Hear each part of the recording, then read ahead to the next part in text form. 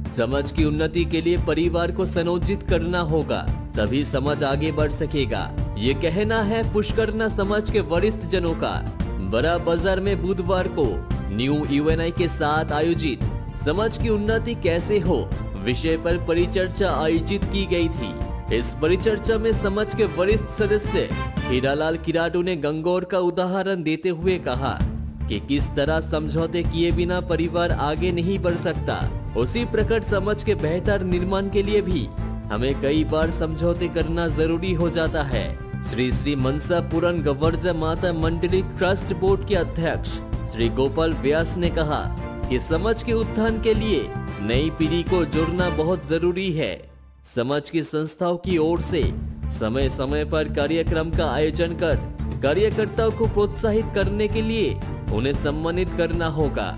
इससे उन्हें प्रेरणा मिलेगी और उनकी सामाजिक कार्यों में रुचि बढ़ेगी। ट्रस्ट बोर्ड के कोषाध्यक्ष छोटूलाल पुरोहित ने कहा कि समाज के बच्चों को शिक्षित करने की काफी आवश्यकता है।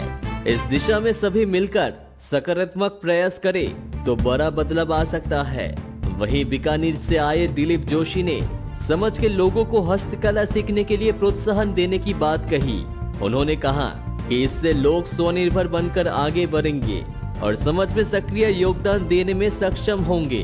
ट्रस्ट बोर्ड के मंत्री राजकुमार व्यास ने समझौतन के लिए संपन्न लोगों को आगे बढ़कर इस दिशा में पहल करने की बात कही।